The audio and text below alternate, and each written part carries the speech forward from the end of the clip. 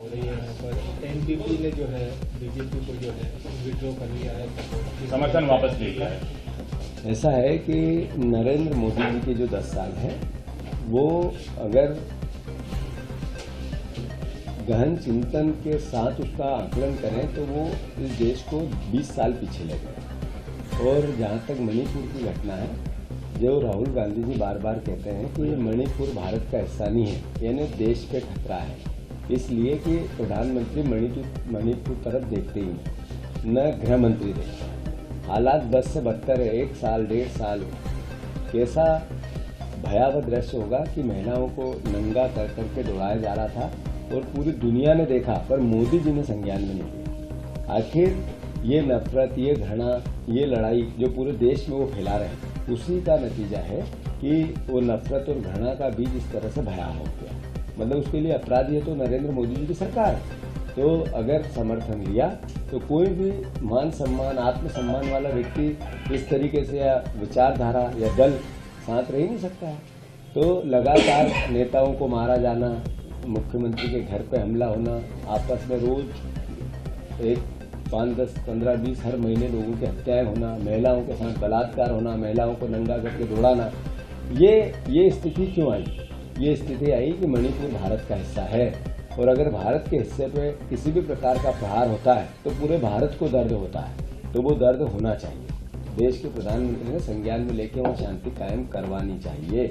मध्य प्रदेश के मुख्यमंत्री इस वक्त महाराष्ट्र में हैं। उन्होंने कहा है कि ST, SC, OBC इनके आरक्षण छीन कर कांग्रेस सिर्फ मुसलमानों को देना चाहती, पर ये वो नहीं होने देगी। भारत, राहुल गांधी जी लगातार संविधान की पुस्तक हाथ में लेके चल रहा है और वो जातिगत जनगणना की बात कर रहे हैं। जब वो जातिगत जनगणना की बात करते हैं तो मैसेज क्या है?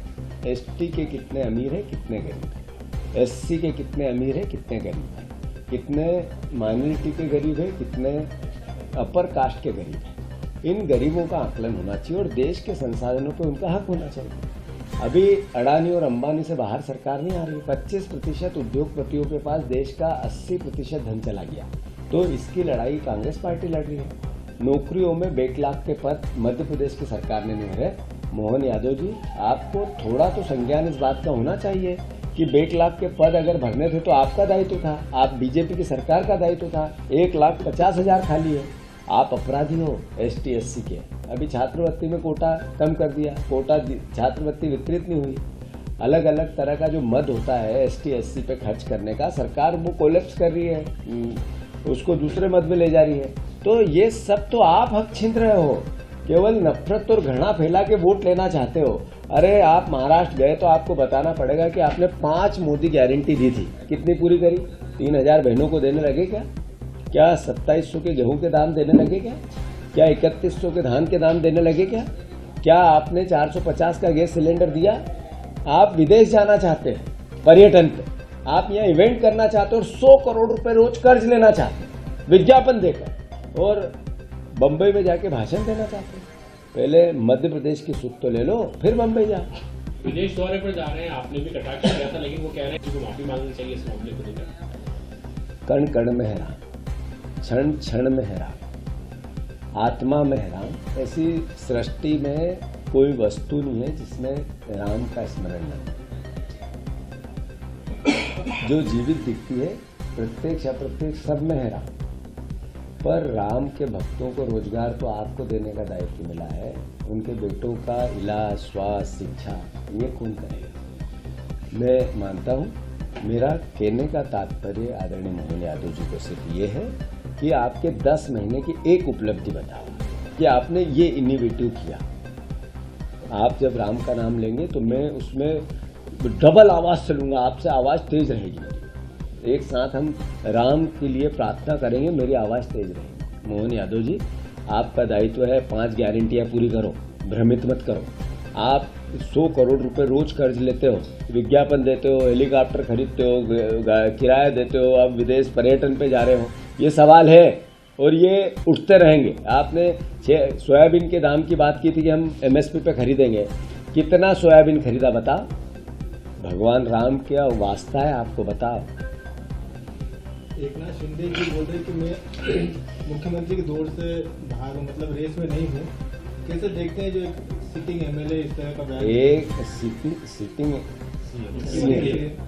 एकनाथ शिंदे जी पहले भी मुख्यमंत्री नहीं थे, मुख्यमंत्री थे अडानी जी। उन्होंने 50-50 करोड़ रुपए देकर विधायक खरीदे और बेचे गए। ये उस समय का 40 विधायकों का लेन देन का पार्ट था। अब अजीत पवार ने एक्सेप्ट किया कि मीटिंग में अडानी जी भी थे, हमने तो नहीं कहा।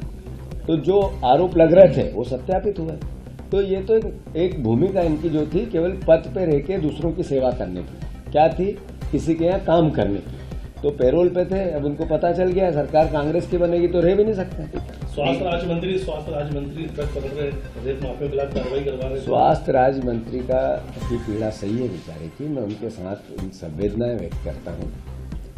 वो जब मैं बार बार कहता हूँ कि ये माफियाओं की सरकार है, तो रेत माफिया उनको घास नहीं डालता है और कहीं घास डालता है तो वो खुद घास देखने चले गए। तो ये लुटेरों की सरकार है, हिस्सा नहीं मिल रहा है, लूटने की जगह ढूंढ रहा है। डीएपी खाद को लेकर कई वीडियो सामने आ रहे हैं, किसान लाइन में लगे हुए हैं। यही बात है कि मोहन यादव जी बातें बहुत तरह की करते हैं, प्रवचन जैसी भाषण देते हैं, भगवान उनका भला करे, दे सकते हैं, पर इसके लिए हमारे महात्मा हैं, हमारे गुरु हैं, हमारे धार्मिक गुरु हैं, कई कथाकार हैं, पर उनको अपना धर्म का दायित्व निभाना चाहिए।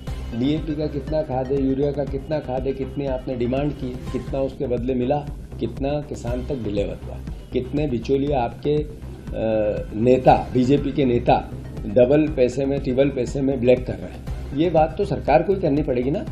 तो ये बात भी करे और फिर जोर जोर से प्रार्थना करें, हम साथ हैं। बीजेपी कह रही कि विजयपुर और बुध में ऐतिहासिक जीत होगी, विजयपुर में तो रिकॉर्ड बना है। अब 2 दिन बचे हैं, अब एक दूसरे को हम जोर जोर से मैंने ये कहा, उनने ये कहा, इसका कोई औचित्य बचता नहीं है। मैं समझता हूँ 23 तारीख को रिजल्ट आएगा। जैसा मैं कह चुका हूँ कि विजयपुर में अद्भुत अकल्पनीय अराजकता हुई, उसके बाद भी कांग्रेस जीती और बुधनी के भी रिजल्ट अप्रत्याशित रहेंगे। 1,30,000 से हमारे थे इससे पहले, अब जब रिजल्ट आए तो मेरी बात याद है। कमलनाथ जी का जन्मदिन है, क्या कुछ शुभकामनाएं कमलनाथ और बीजेपी के लिए क्या प्रदेश अध्यक्ष जा रहे हैं उन्हें बधाई देने के लिए, आज बड़ा जलसा है छिंदवाड़ा में।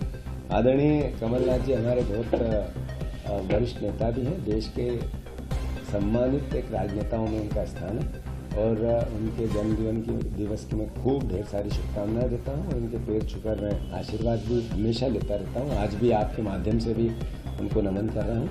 भगवान उनको अच्छा स्वास्थ्य दे, अच्छा सक्रिय रहे और देश और मध्य प्रदेश की राजनीति में यहाँ उनका हमें सहयोग मिलता रहे, इसी आस के साथ मैं उनको एक बार फिर